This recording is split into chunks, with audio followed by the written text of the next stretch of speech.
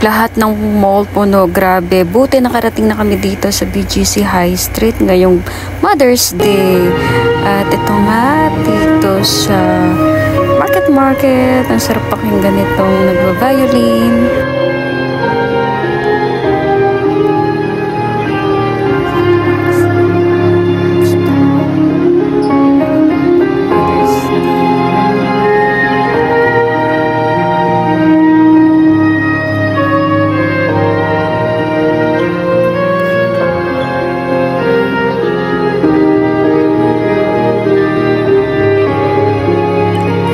Papunta na kami sa Dennis. Yung breakfast, lunch, dinner. Dito nga kami magdi-dinner yan. At merong pandesal na may butter na sinerve nila. Tinry namin yung 375 pesos na trio na sale ng mga bistro. At ito sa sobrang kulit ng aking anak, mabutit nagbigay sila ng coloring material at crayon sa aking Junakis. At order kami ng clam chowder. Super sarap nito. Grabe. At tinry nga namin itong Caesar salad nila. At yung ranch salad na napakasarap na may red bean. At itong kanilang french fries. Sobrang sarap ng mga salad dito. Grabe. At yan na nga, dumating na yung chicken NYC. Hindi ko lang alam yung in-order niya, but I'll check on the menu again.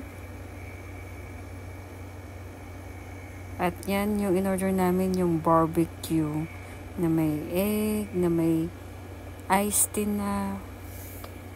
Ayan, super na-enjoy namin yung dinner namin dito sa Dennis High Street. At nakita ng anak ko itong ninang niya after our dinner. Ayan, nagpa-picture kami sa kanya.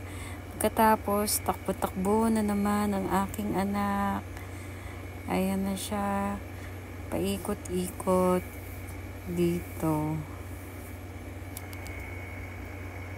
Ayan, kinukulit niya yung kanyang lolo. Pinapaupo niya. Sit down daw, sit down. Oh. Ayan. So, sobrang kulit. Ayun, nakatakas na naman. At ayan, nagbigay nga ng bulaklak itong aking anak.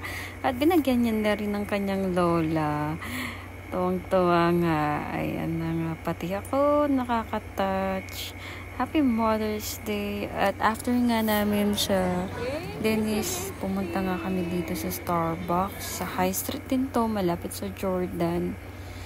At tinry namin yung mga cakes nila dito. At bago kami umuwi, nag-moment kami. Moments made for mom and baby. Dito sa market. Yan, ang sweet ng aking anak, diba? At yan, nagpa-picture na kami kasi sarado na yung mall, guys. Sarado na. So, sinulit namin talaga. Comment down kung saan kayo nag-celebrate ng Mother's Day ninyo. Thank you!